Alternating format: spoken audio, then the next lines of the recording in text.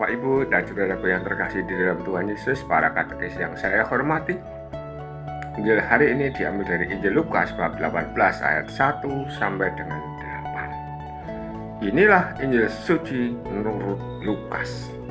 Muliakanlah Tuhan.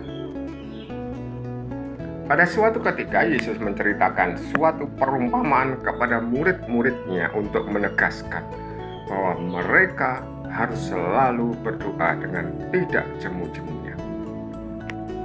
Ia berkata, di suatu kota ada seorang hakim yang tidak takut akan Allah dan tidak menghormati siapapun.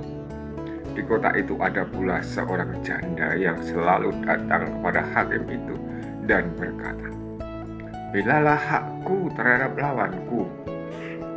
Beberapa waktu lamanya hakim itu menolak, tetapi ia kemudian berkata dalam hatinya, "Walaupun aku tidak takut akan Allah dan tidak menghormati siapapun, namun karena janda ini menyisakan daku, baiklah aku membenarkan dia, supaya jangan terus-menerus datang dan akhirnya menyerang aku."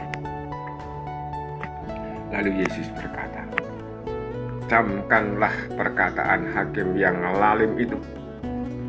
Bukankah Allah akan membenarkan para pilihannya yang siang malam berseru kepadanya?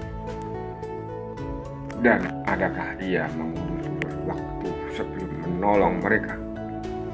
Aku berkata kepadamu, ia akan segera menolong mereka. Akan tetapi jika Anak Manusia datang, adakah ia menemukan iman di bumi?" Demikianlah sabda Tuhan. Terpujilah Kristus. Bapak, Ibu, dan saudaraku yang terkasih di dalam Tuhan Yesus, Tuhan Yesus berkata atau bercerita atau memberi perumpamaan kepada para murid-muridnya. Mereka sudah dipilih untuk menjadi murid, untuk menjadi rasul, dan pada hari ini kita bisa mendengarkan perumpamaan itu ditujukan kepada para murid-muridnya. Mungkin juga di sana ada 12 rasul dan ada juga murid-murid yang lain.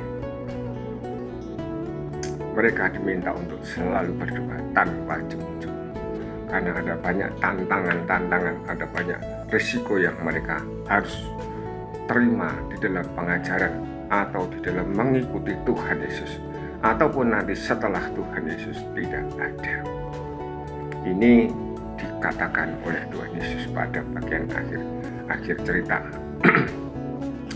Bapak, Ibu, dan saudaraku yang terkasih di dalam Tuhan Yesus, para katekis yang saya hormati, kita semua juga demikian.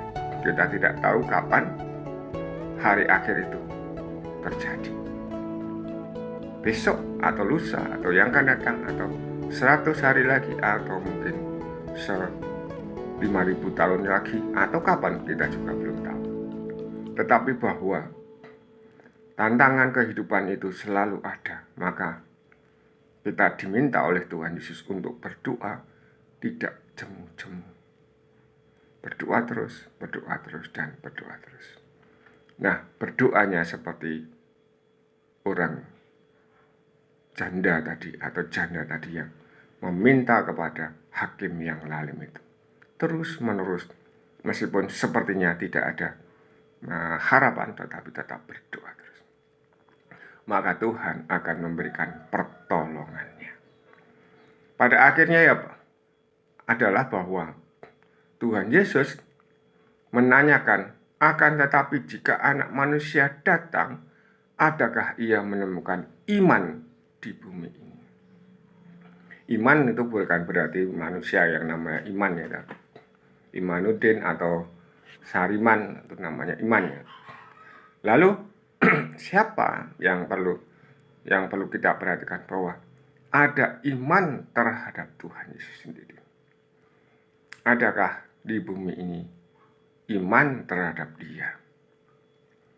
Bapak, Ibu, dan saudaraku yang terkasih di dalam Tuhan Yesus, sekiranya kita mau lulus ujian, kita berharap bahwa kita nanti pada saat kita mati, kita pun masih beriman kepada Tuhan Yesus, beriman kepadanya, menyerahkan kehidupan ini kepadanya. Kita tunduk kepadanya, apapun yang Dia inginkan. pertolongannya pasti ada pada kita. Bapak, Ibu, dan saudaraku yang terkasih di dalam Tuhan Yesus,